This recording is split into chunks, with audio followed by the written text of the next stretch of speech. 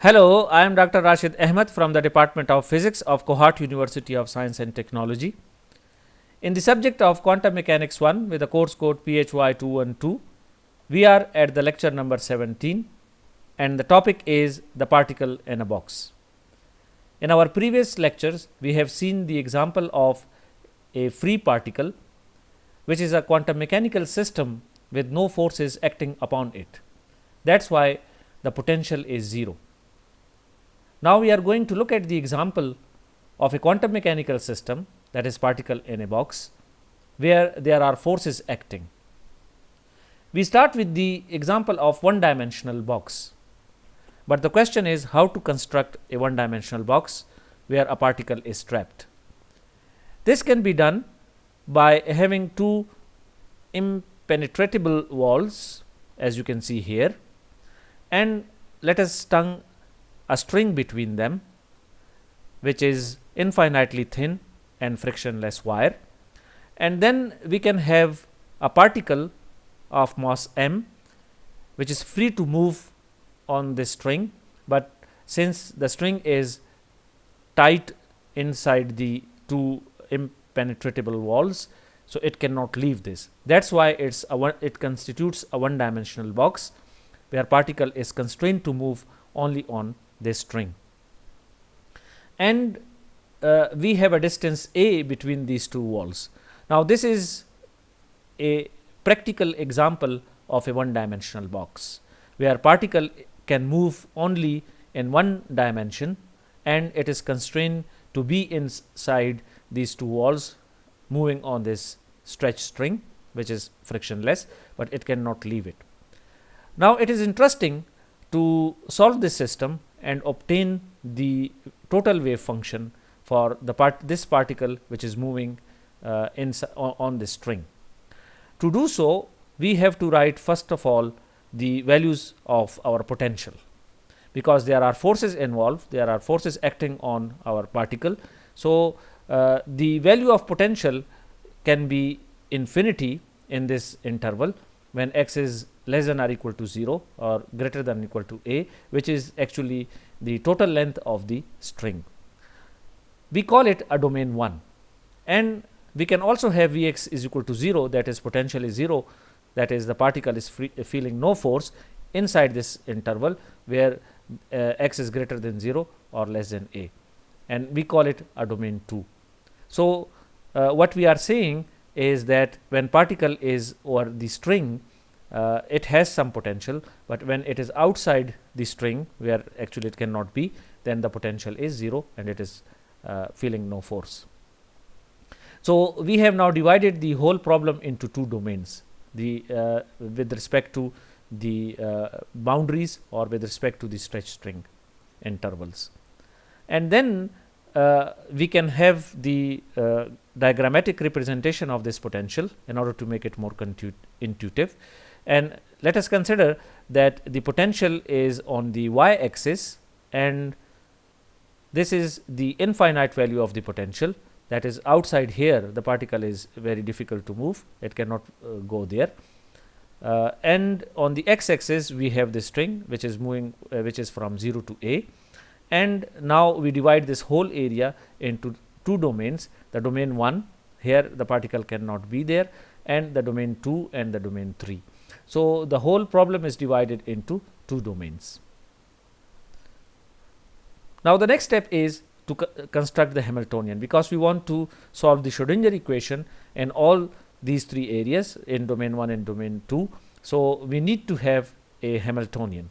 So a Hamiltonian will also be different in these different domains. For example, in domain 1, the Hamiltonian is, which we call H1, is p square by 2m plus infinity. Infinity is on the wall. And in the domain 2, in this interval, since particle is free to move, then there is p square by 2m because there are no forces acting on it. So this is the Hamiltonian. So now we have two Hamiltonians, H1 and H2. Therefore we will be solving two different Schrodinger equations, that is H for H1 and for H2. So let's start by solving the Schrodinger equation in the domain 1. The domain 1 is actually a forbidden domain, because as you have seen, the particle is constrained to move on the string and it cannot leave string. So it cannot go into the outside the string. That's why it is called the forbidden domain. And technically, because the energy of the particle is less than the potential there, so it cannot cross this potential. So classically we say that this is a forbidden domain. In future we will see in quantum mechanics that particle can somehow move to these forbidden domains by the phenomena of tunneling. But at the moment you consider that the domain 1 is a forbidden domain where particle cannot go because its total energy is less than the potential. So it cannot climb this potential to go to the domain 1 because its energy is less than the potential there. Therefore, the wave function at the domain 1 will be 0 because there is no possibility to go there. So therefore, the potential is the wave function is 0, and that's why it's called the forbidden domain. And the corresponding Schrodinger equation, that is H1 acting on the phi, will be E phi. But since we know that H1 is infinite from our previous Hamiltonian over here, you've seen that it had two parts, p square by 2m and the infinity at outside in the domain 1 at the walls. Therefore, it was totally infinite. So since this term is infinite and phi is 0, so this term has to be 0 as well. That's why the probability of finding the particle is 0 in domain 1 because of the Schrodinger equation, because left side is 0. So therefore, we cannot have energy for it there. So its energy there is also 0. Now we go to the domain 2 and try to solve our problem there.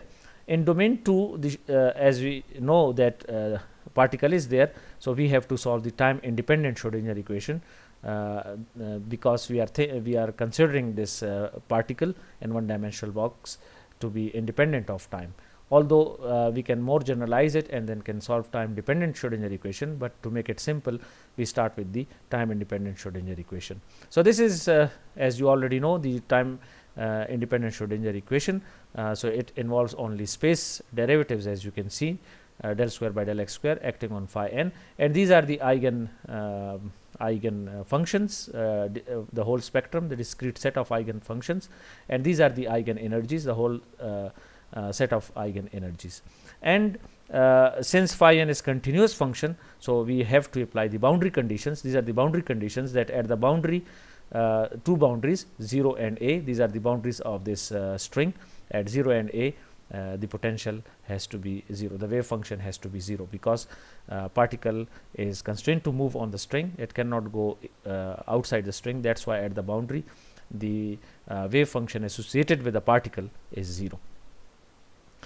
And then the time independent Schrodinger equation becomes, if you make little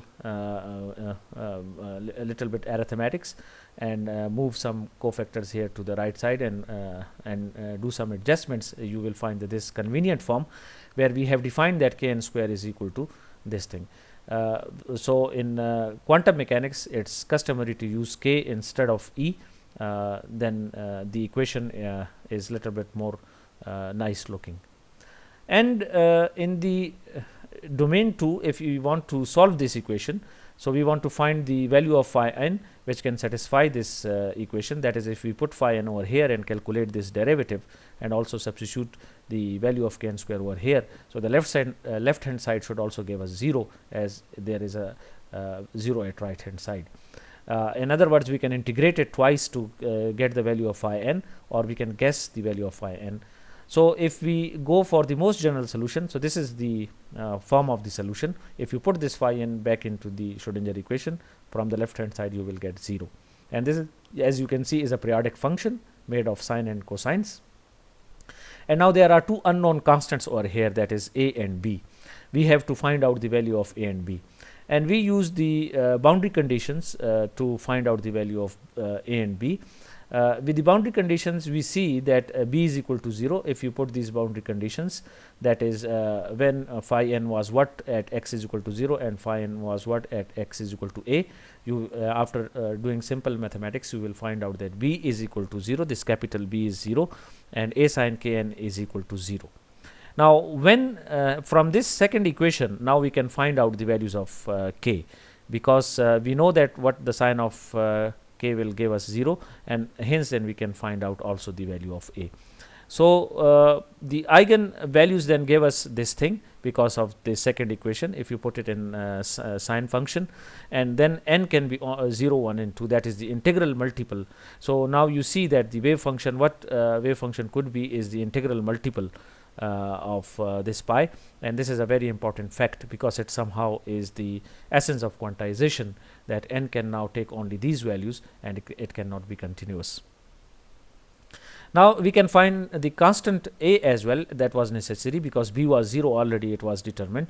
Now if you want to find the constant a, so we can use this the probability, that is the conservation of the probability, that is phi n square is equal to 1, that the total probability of finding the electron or any particle with a mass m, or in this case the mass m particle which is moving on the string between 0 a is 1, because this particle must be somewhere on the string. So if you put the value of phi n, this most general solution over here, and make some simple calculations, you will get this a simple calculation in terms of multiplying phi n with a phi n star. You will end up with this, and in order to solve this integral, let's call it theta, and then this will be this Gaussian integral, and then you get the value of a square from a square from this equation. So usually in quantum mechanics, this normalization, we call it a normalization constant, is determined from the conservation of probability. So now we know the value of a, and now we are ready to solve the Schrodinger equation in the domain 2. By solution, we mean to find out the eigenenergies and also the eigenfunctions. So this is the set of eigenenergies which we get then.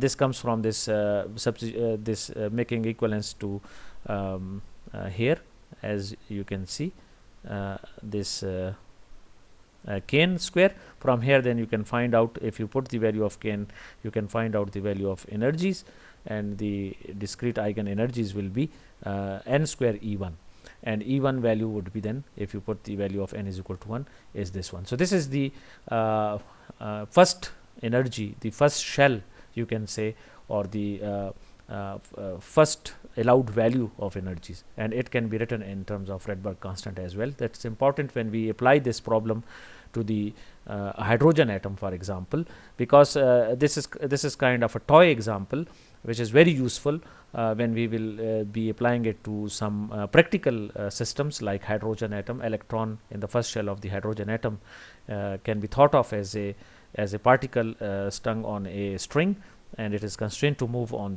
that string. So it's resembling that example. That's why it's very useful example to make quantum mechanics connected to the practical things. And we can draw this one.